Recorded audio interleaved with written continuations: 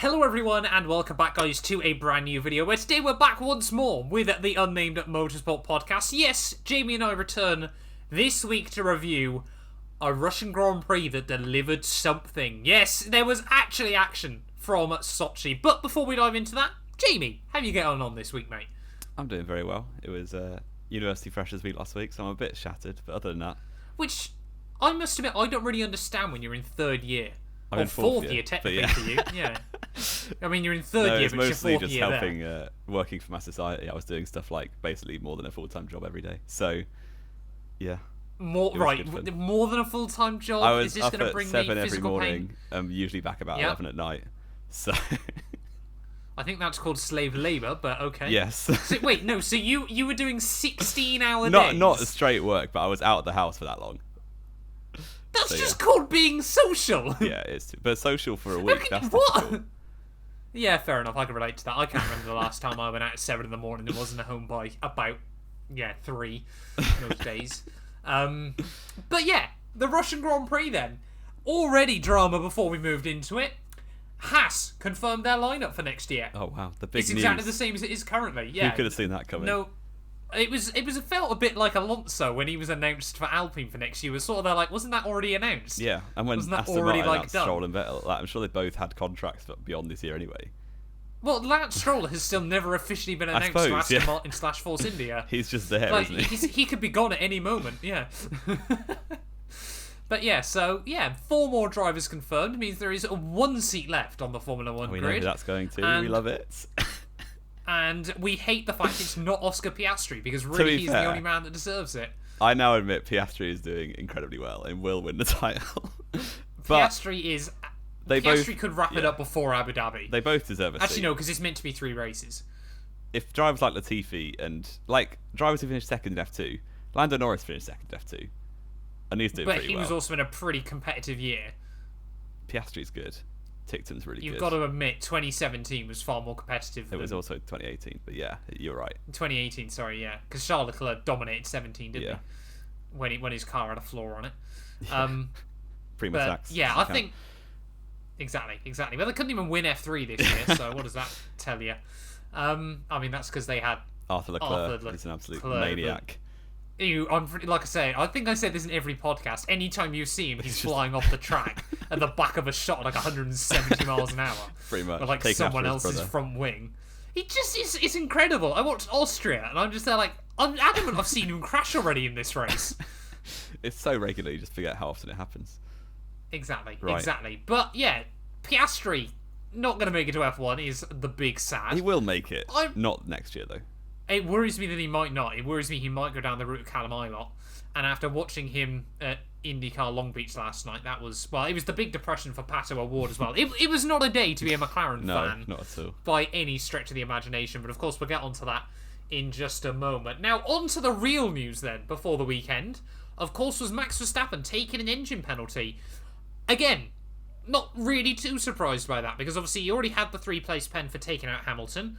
A completely fair penalty as well, I think we can both agree. I'll hold my tongue. Do you genuinely don't think that was fair, do you? Racing incident, for sure. If it was the other way around, obviously Hamilton would have backed out, because he's wet. But exactly. Racing incident, for sure. No. But, for Red Bull, for Verstappen particularly, starting 4th, or probably 6th, knowing how good Mercedes are at Sochi, is exactly the same as starting 20th, so it made perfect sense to take the engine penalty. Pretty much, yeah. Well, you say that Mercedes that good at Sochi. I mean, historically, I didn't watch any practice or qualifying, so I can't tell you. Red Bull have got a car that can at least match them pretty much everywhere now as well. But yeah, so we obviously saw Max Verstappen with grid penalties, so he basically didn't take part in qualifying. Qualifying, though, was all kinds of drama, Jamie. Did you manage to watch qualifying? No. Oh, I thought you did. Did I catch the last 5 minutes or something? I can't remember. I don't think I watched any of it.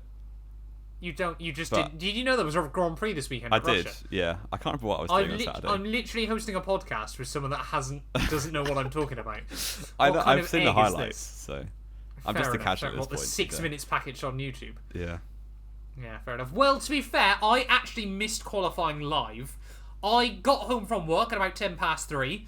Saw Lando Norris was on pole position with Carlos Sainz and George Russell, and I just thought to myself, what the hell has happened? Actually, no, it was 10 past 2, sorry, not 10 past 3.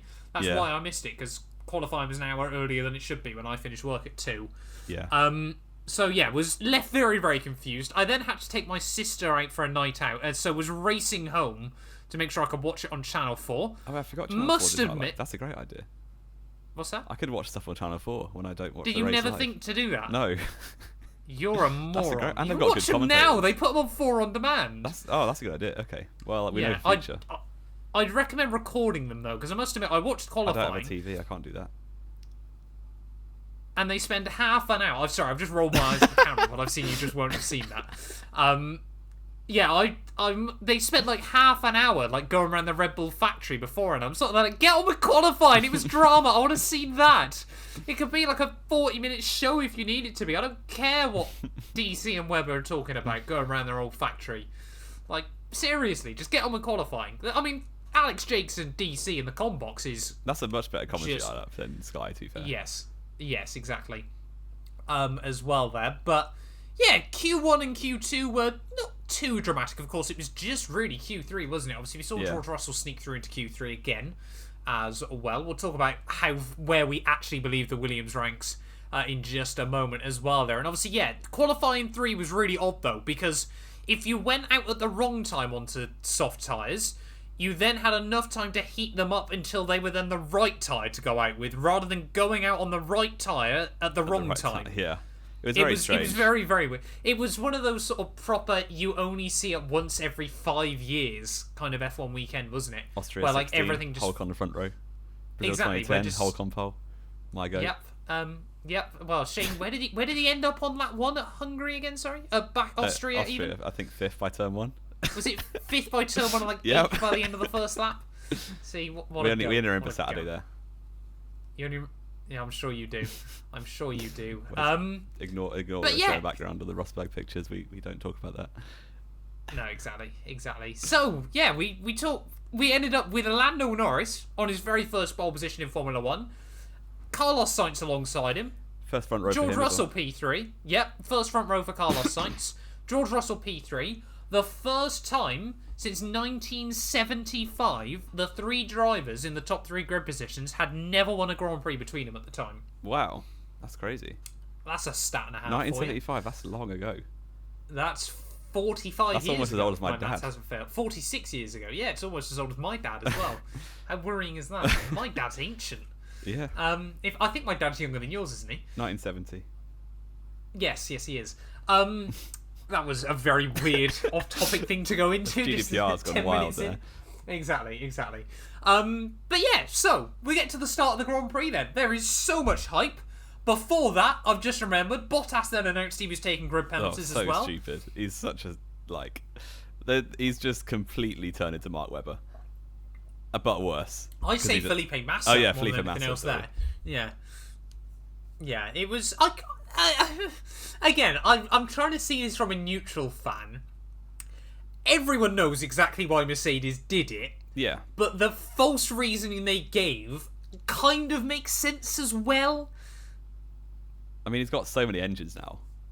He's got basically 2 engines now that he can chop and change parts between to the end of the year that he won't get penalised for.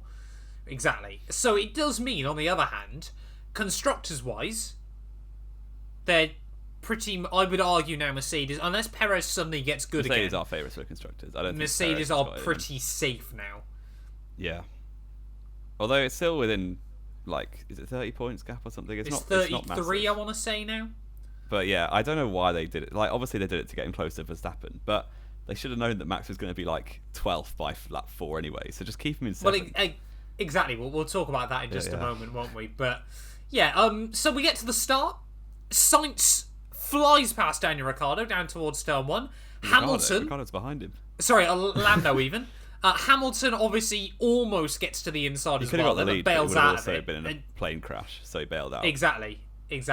So obviously, Hamilton then ends up P8 by the end of that one, wasn't it? So P7. I was so confused. I don't know if you saw this, but because of the lighting and stuff, I think it was Stroll and Vettel were near Hamilton, and I was thinking it was another Mercedes. It looked like Bottas was up in Yes, sixth. no, I know what you mean. I was so confused. Yeah. Stroll, went down the outside of Hamilton towards turn 1, which is something I don't think any of us ever thought we'd say. Places. Exactly. Well, again, we'll talk about those starts in a moment. We saw Fernando Alonso. That was so funny. I'm sorry. Yeah, it was funny. But people claiming that was clever are morons. It is in clever. My eyes.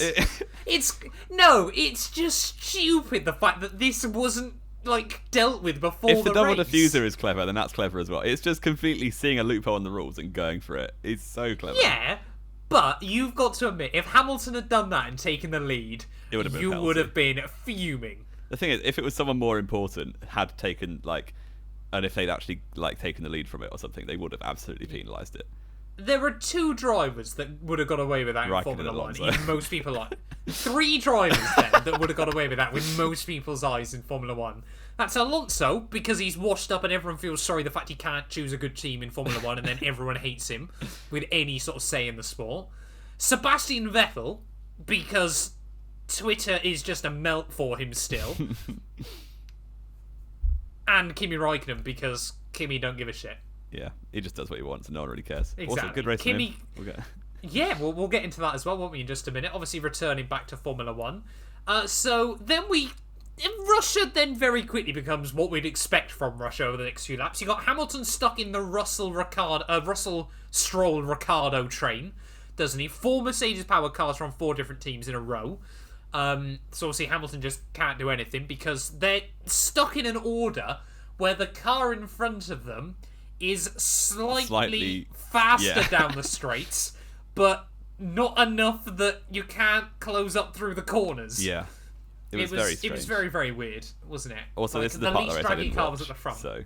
There was basically this was again what I was going to get into in just a moment. So the next 2 laps sort of fold away. We watched Verstappen overtake Bottas in what was the most Bottas-style defence I've ever seen. That was very funny. It didn't exist. 6 laps in, and Bottas has gone, yeah, go by, mate. Honestly, it's fine. Just get on with it. Yeah, see you later. What? Did you see so David Coulthard's commentary over it as well? Very, very good. No. He said, is Bottas going to Alfa Romeo next year or Alfa Tauri? Because he basically let him through. It did. It was mad. I'm not a Bottas fan, but as someone that wants to see Mercedes do well, it is so depressing watching Bottas. If anyone comes up behind you, there's no point even thinking he'll defend anymore, because he just never does.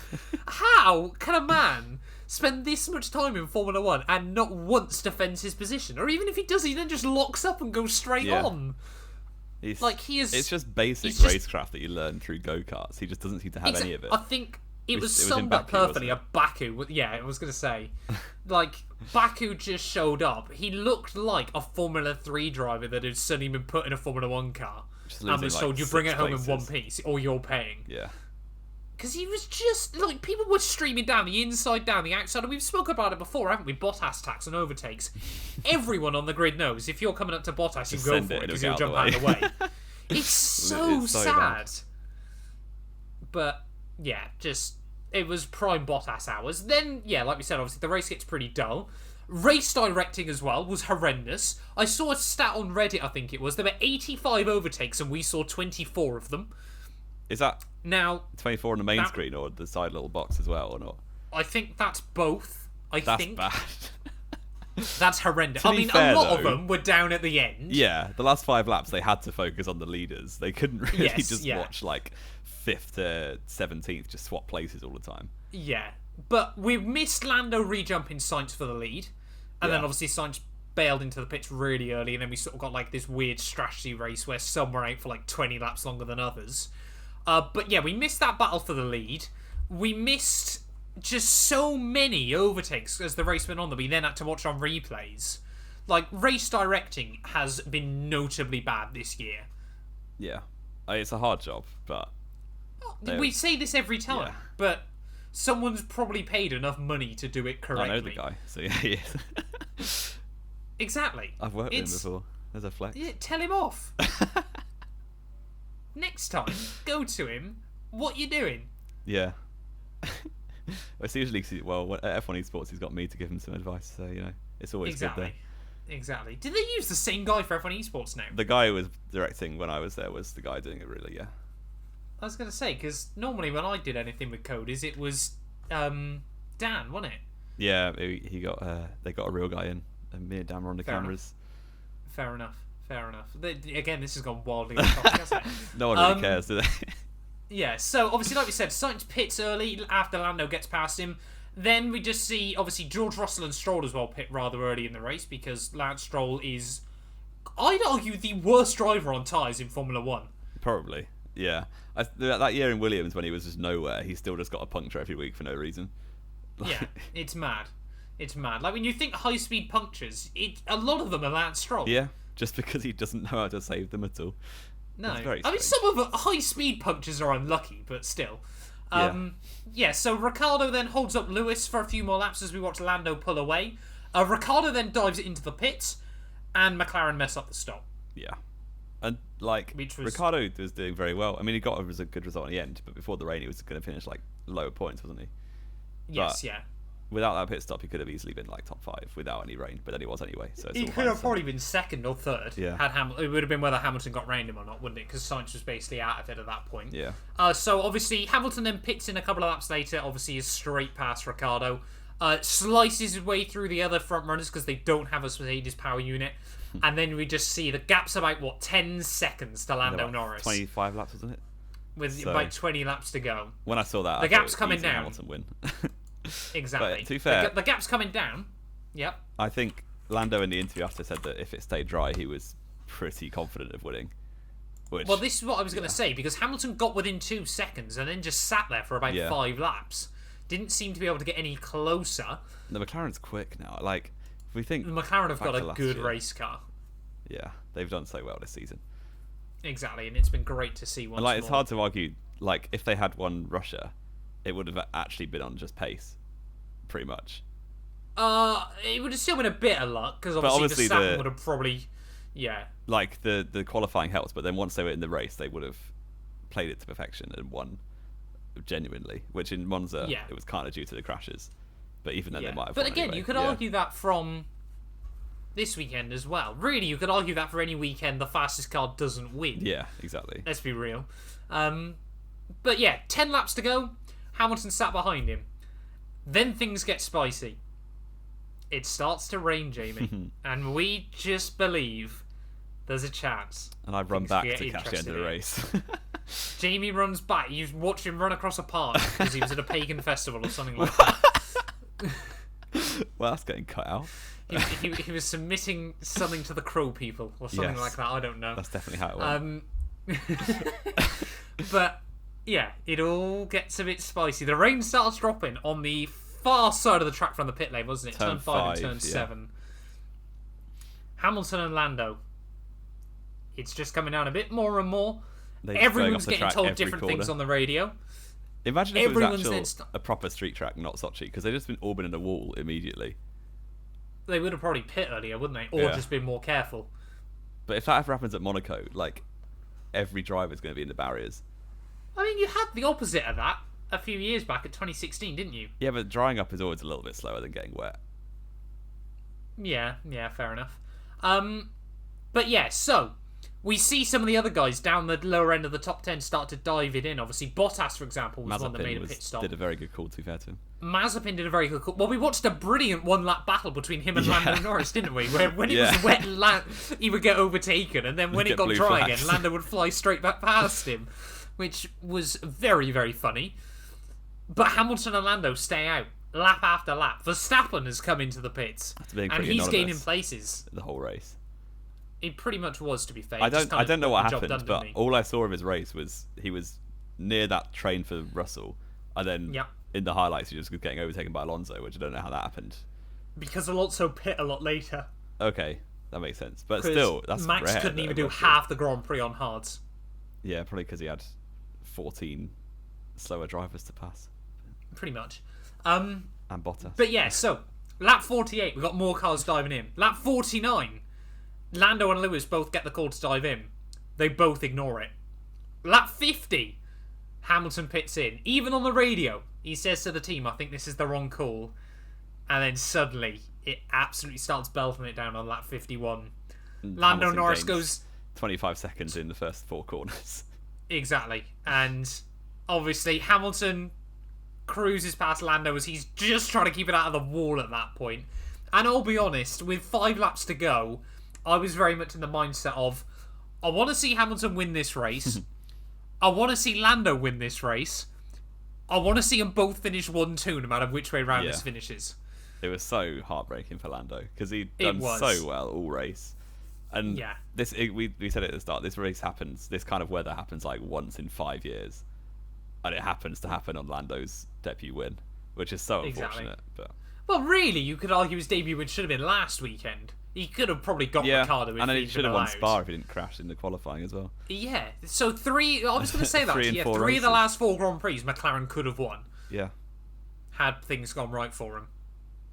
But, yeah, and I mean, the last couple of the laps... one before, Ricciardo was going to win until Stroll took him out.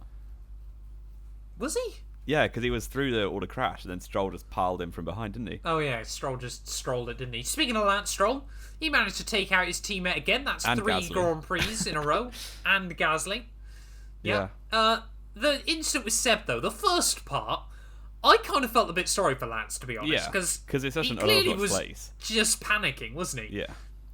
Like I can imagine when the Dacia 44 review comes out in a few weeks, it'll be we have Stroll there with Vettel going down the outside of the KSI clip of him just going shit, because it just will be the case, won't it? Yeah. You just have either Lance sliding into the wall after he's just said it's okay, you can drive on those tyres, or it'll be as he takes out Seb twice. He has got no spatial awareness though, to be fair. Yeah.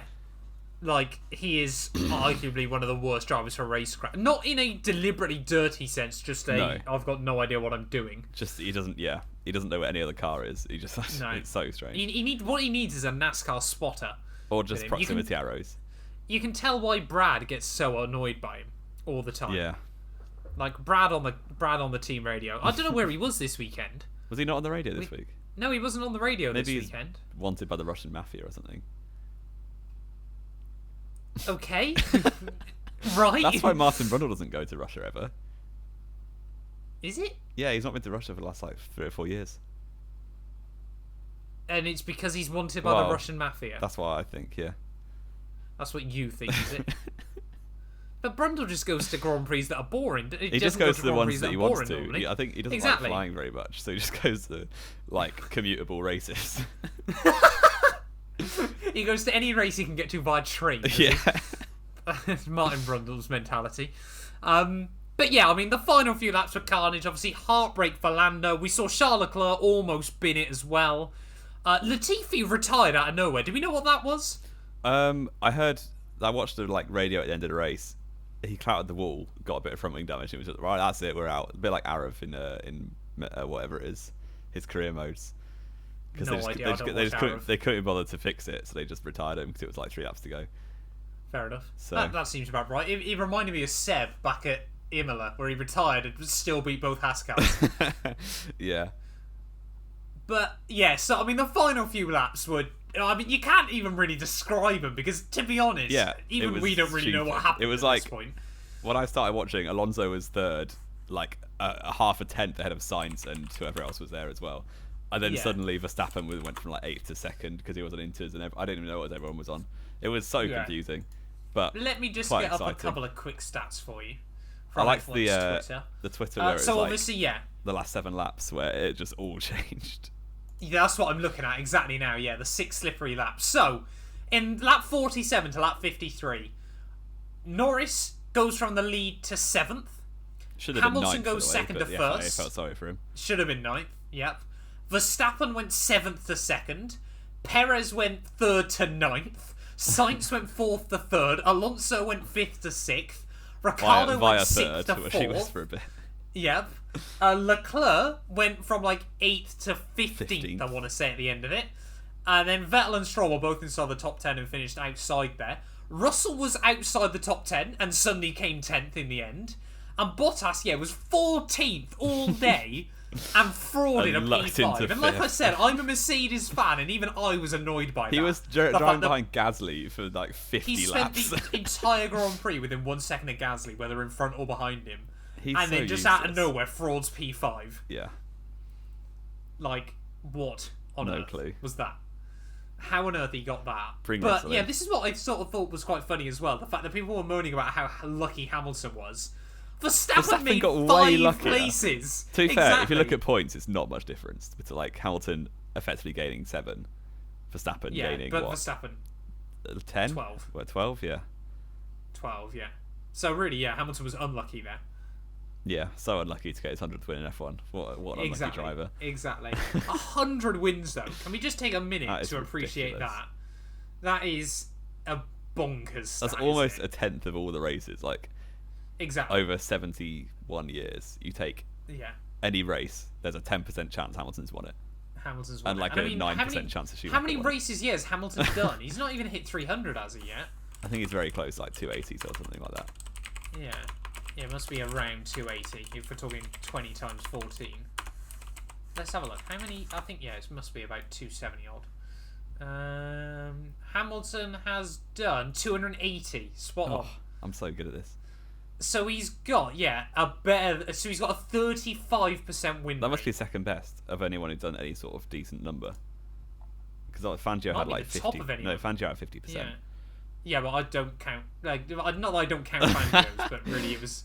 He was just racing against rich people, which Formula One's going back to, which is weird. Highest win percentage. Bring back Van Wall and Cooper IMO. The true constructors. The true constructors. Isn't Cooper still around technically? I mean, that's completely off topic, but I don't think they ever went bust. What do you mean? Did they the just team get bought out? The team that was Cooper, isn't it like Mercedes or something now? No. Oh, fair. I don't know. I don't think so, because Honda just put their own way in. No, because they bought. They were Tyrrell for sure. BAR. Yeah, but bought by Tyrrell. We're just going to go down a rabbit hole there, aren't we? We'll ignore this. But yeah, so yeah, heartbreak for Lando Norris at the end of the day. But had you been in his position without hindsight, I would have done the same thing. Yeah, in fact, I said actually in a video I uploaded yesterday, I did the same thing in a recent career mode video. If he pitted, he's accepting second. You've got to send it when you've led the whole race. Yeah, you've got to. Yeah. Like, because the thing is as well, people seem to forget, Lando doesn't care if he finishes P2 now. He's had podiums this out year. of the He wants a win. Yeah. Exactly. Like, you can talk about the championship and things like that. Drivers-wise, it doesn't actually matter whether he wants to go to the FIA Prize Gala or not. Really, they could still jump Bottas, but for a lot of people, it's a night that you'd rather just spend at home. Yeah. Just there for the free drinks, really. That's it. That's basically the only reason why Kimi Räikkönen tries to go, wasn't it? Just gets absolutely lathered. But yeah, he's not gonna. McLaren are finishing third in the constructors, basically guaranteed. They've comfortably got the third best car. Although Ferrari aren't far behind still. Ferrari are weirdly consistent this year. Yeah. For how much talk there's been about McLaren, the fact that Ferrari is still right behind him is kind of mad when you think about it. And Sainz did really well. Sainz has been He's ahead of Leclerc in the championship. No one will talk about him because he's El Racismo, but but he's doing really has well. Been 3 podiums to Leclerc's 1. I'd argue Sainz has been the 3rd or 4th best driver this year. Top 5, maybe top 6. There's a lot of good drivers. Top 6? There's been a lot of standouts, but I'm thinking Lando Norris for me has been driver of the year up to now. Yeah, I'd probably agree with that. Verstappen and I'd Hamilton. then say Verstappen. Hamilton by his own standards. With about something. Yeah, this is the problem. Hamilton has had a mega season. The fact he's able to keep up with Verstappen in a faster car for the most part. But by Hamilton's standards, it's been pretty poor on quite a few occasions. He's had 2 wins in the last 11 races. Yeah, won 3 of the fact first he's 4. won 5 races this year is kind of insane, isn't it? Like, it has just been the Senna versus Prost year between Hamilton and Verstappen. Yeah, literally. So, I don't know. I'm still for Hamilton up there, but I don't think by his own standards. I'd put him with around Sainz, like that 3rd or 4th. George Russell as well. Gasly as well, I'd put up there. Yeah, Gasly has been quietly brilliant throughout a lot of the year as well. But yeah, Russia, it finally delivered. And remember, the good news, we're leaving after next year, just after it delivers us a good race, which everyone seems to have forgotten about as well. We've got one more chance for it to be absolutely awful again. But yeah, we got one more year of Sochi, which, to be honest, I think I'm still happy about. Because a rain like that can make any race interesting. Yeah, but that's not going to rain again, is it?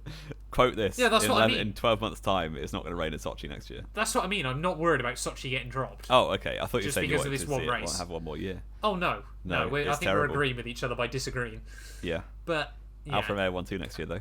Bottas from Zhou. Probably.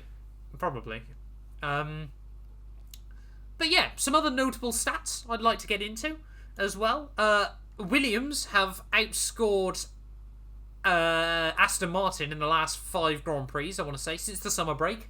23-11. Probably before. No, but it'll be Hungary, because Aston Martin. Yeah, Hungary, sorry. Yeah, last 5 Grand Prix, yeah. 23-11. In the last 6 Grand Prix, George Russell has equalled Perez. With a better result, so he's technically had on countback. Yep, and bearing in mind, had that better result given full points, he'd be even further ahead. I mean, they can't give full points for 2 laps, can you? 2 non-racing laps, yeah. All he had to do was not crash on his way to the grid, which Perez managed. So Perez could finish 6th this year as well. To the grid, we don't talk about F2 this weekend. No, I didn't even get to see that, but I thought that was quite funny when I heard about it. The fact both I woke virtuoses. I woke up and saw F2 tweet, both you and virtuoses aren't going to start. So that was a good. I stayed in bed. Insane. Perez, could now finish the year 6th, maybe even 7th or 8th. How is he carrying on? Because I think he provides a lot of value and experience to Red Bull. But he's doing no better than Albon or Gasly did, realistically. He's probably doing worse. Red Bull is quicker this year than it is than. But there's McLaren also and a more competitive grid. You've got. I'd argue, Gasly and Albon would probably be behind Leclerc and Ricardo. Yeah, maybe. I would have thought, Sainz, Norris, Leclerc would have probably taken more points out of them than they have on Perez. And, of course, remember, Perez, when he needed to win a race, actually did. Although only because Hamilton locked up and Verstappen blew up. Yeah, exactly. But he was there when he needed to be. Yeah, and I think all he did was finish 3rd, effectively. And he's always been a bit good at Baku. That was his one good track. He's always good at, some really odd tracks. Yeah. Sochi has always been a good track for him, as well. Has it? Monaco, again. Monaco he's good at, to be fair, yeah. Yeah. Very, very weird and wonderful is Sergio Perez in the world of Formula 1. But yeah, he's only 7.5 points ahead of Sainz now, 16 ahead of Leclerc. Get Dennis and then 25 ahead of Daniel Ricciardo. But yeah, you actually brought me on quite nicely to the next things I sort of wanted to discuss then. We kind of rattled through a Grand Prix rather quickly. Yeah, we might because actually it was only really about 10 laps worth of action. And I saw but everyone's going to remember it as a banger. And didn't watch the middle 14. It was great. Exactly. You've learned how to F1 properly. Yeah. Let's talk about Formula 2 and Formula 3 then.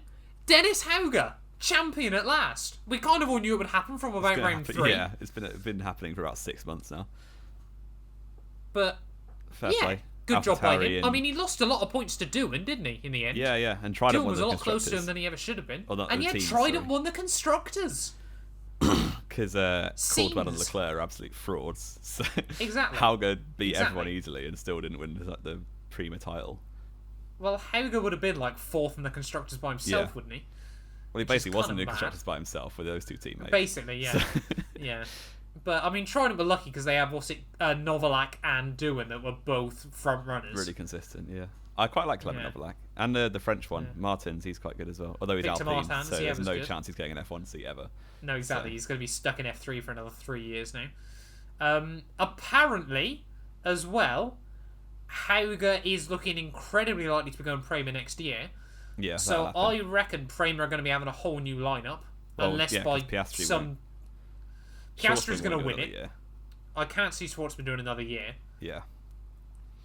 What do you think? Pourchaire, maybe? I can see them trying to put Pourchaire in the Prema for a Pourchaire Hauger would be a really, really good lineup. Would be an absolute beast of a lineup. Which I would back quite highly. They would dominate the constructors or the teams. Exactly. Actually, no. Do we reckon? No. I would imagine. Actually, saying that Pourchaire would probably stay. Is he with ART or actually, his ART is with because that's because Fred Vasseur owns it, isn't it? So I would have thought he'd stay at ART next year. Who would go to Prema? Who's been good at a bad team? Some people are saying Jack Doohan from F3. I don't think they'll take 2 rookies on. No, exactly. I can't see them also having... Because Jack Doohan, is he Red Bull backed as well? I think so. I can't see Prema having 2 Red Bull paint schemes Who's on the young grid. Ferrari driver? There aren't really many. No, there aren't many good ones either. Arthur Leclerc? Put him in the Prema? I need to look at that. I mean, you could have someone like a Victor Martins in there, I suppose. But again, I think Prema was very reluctant because obviously like Alpine and Red Bull are really trying to put their own liveries on the junior cars, aren't they? Where do you have someone else? Because Mercedes, have they got any young drivers in like F3? I know we discussed this last week, but Mercedes are like the team that takes out like the best drivers in the world but has like no one else. I'll tell you who could. That's an outside shout. Richard for sure. He's pretty decent in MP. No, surely not. I quite rate him. Oh, here we go. Fred Vesti is a Mercedes junior. Oh, I knew yes. they have one in F3. Fred Vesti is a good shout. So he might go there, potentially. Mercedes' young driver is 6 people. Haven't they got like a 14-year-old from an African country? They've got George Russell. Obviously. Technically a silly young driver. Yeah. They've got Andrea Kimi Antonelli, who is Italian and has no Wikipedia page, so clearly must be very good. Or very young. They've got Estonian Paul Aaron, who races in Formula Regional. And Alex Powell, who's Jamaican. Maybe that was the one. I remember they signed a really, really young one earlier in the year. Yeah, I don't think he counts as a young driver. Junior team rather than young driver. Not junior team. Fred Vesti, and then you've got Yanpu Chi from China, who is going to be China's first Formula 1 driver. Really? Even though he's in karting. we ignore Guan Yu Zhou, apparently. We do ignore Guan Yu Zhou because nice Yan to get talking into about Formula 1. We were talking about F1 and F2 and F3 and we just went completely off topic again. But F2 Piastri's just become really good, which is quite annoying. What do you mean just become? No, he's at the start really of the year good. he was consistent but a bit erratic. Now he's just winning everything. It's annoying. Yeah, because he's spent enough time in the car now where he's just going to slap Zhou up silly, even though Zhou's been in the car for like 3 years. Nice Formula 3 Abu Dhabi title, you fraud. Yeah, the Asian F3, what a title that is. Got him like 25 super license points. What? Really? It got him a lot. It's not enough to get F1, but it's a lot of the way there. That's mad. I think it's 40. I think it's 40 points. 40 needed for a super license. Yeah. Yeah. You can't get 25 for Asian Formula 3. I swear it was something Surely. like that. The thing is, you are probably right, because I think winning F2 is worth like 50. Winning F2 gets you in. Top 3 in F2 gets you in on its own. So yeah. Yeah, it's 50, 45, 40. I think that's F2, he needs something like 9th to get enough points over the last 3 years, because obviously he's got his F2 results as well. So That's if he insane. bottles top 9 in the championship, I will be amazed. I reckon he will. I would laugh if he did. He's still finishing top 2. I don't care. Sochi's just a bad I track. love the fact you put P2 as a formality on Friday. And then he does a and shocker then suddenly a weekend. Saturday morning he bins it before the race has even started. But yeah, we've now got another 2 months till another F2 race, and we've got 2 left. Jeddah and Yas Marina. Jeddah. But luckily, they've confirmed they're changing the calendar next year. They're so going it's not back. complete eggs. And we're getting the best of this calendar as well. Like, not the calendar, sorry, the format. Because they're keeping the feature race second. Yes. And they're not making any results to find a grid anymore, which is really good. Yeah, I was going to say as well, Sundays are going to be bloody busy now on F1 weekends if they got feature races to do for junior stuff. That'd be great, yeah.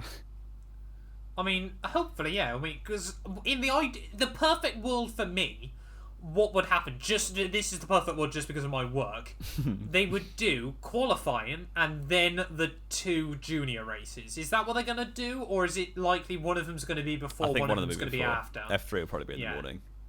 Probably. But yeah, it's nice to see. I can understand what they were trying to do with F2 and F3 they were trying this to year, cut costs, really. but it has been an absolute flop, hasn't it? Yeah, it's been so bad. The time between races, the format of the races where race 1's always dead. F3's been okay, worried. but they have just completely slaughtered F2. And I think this is the problem, isn't it? No one can remember what's happened in F2 this year, so all the hype is around drivers from last season. Yeah, and I follow F2 very much. I think I've watched every race until Sochi this year, and actively support a driver in it. He's my favourite driver, and it's so difficult to follow. I just don't get excited about it. Especially when the calendar has been shocking. Yeah. Yeah, I don't know. It's just been. I mean, we moan about this every week, don't we? But we're just happy it's changing again. I'm very happy. I reckon they watched the podcast and learnt this was what you had to do. Hello, F2 people. Hello, nice F2 to see people. But yeah, anything else to talk about though before we round out? I feel like I forgot one thing, but then I say that every week. yeah. What's next? Oh, Turkey. Turkey. Yeah. Turkey. Which I also don't think I can watch, which is great. Top 3 predictions for Istanbul. So we had loads of hype around Istanbul last year, and then it just became a bath for the whole weekend. Yeah, but it did create a good race. It did create a good race, but yeah. Hamilton winning on dry inters. Yeah, that was so strange. And it took like 2 hours to do because the lap was about 2 minutes long over the whole race. Yep. Ferrari were weirdly good last year. Red Bull... Yeah, but that was because the car had no power to spin at the wheels. That's true. Obviously, Racing Point got a 1-3 in quali, and then Perez finished second. So Aston Martin...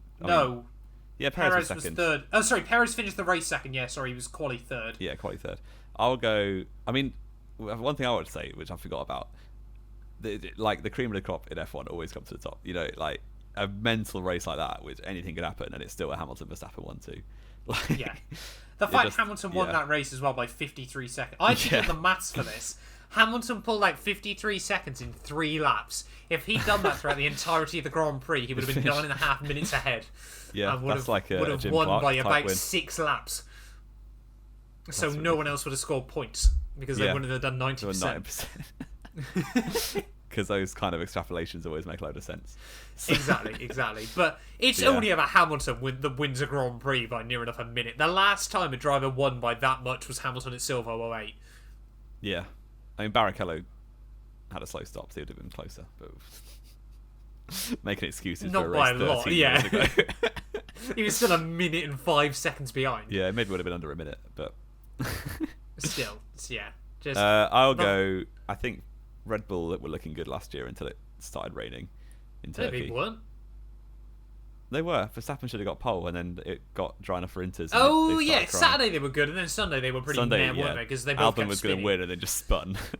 Yeah, and then Verstappen also binned it as well. Yeah, because he was too impatient. He just became 2016 Verstappen again for a bit. Yeah. But yeah, I'll go Verstappen win, because I'm a fanboy. And then fair enough. Hamilton second, because F1's too predictable. And throw in a random one. Pierre Gasly. Why not? Hey! AlphaTauri OP. They're always good at tracks like this. You're a madman. They were good at Zandvoort. It's quite similar. I'm going to make it interesting then. I am going to go... I just want to hate on you. Hamilton, Verstappen, just so we haven't gone the same now. And Carlos Sainz third. Oh, another podium showing up Leclerc.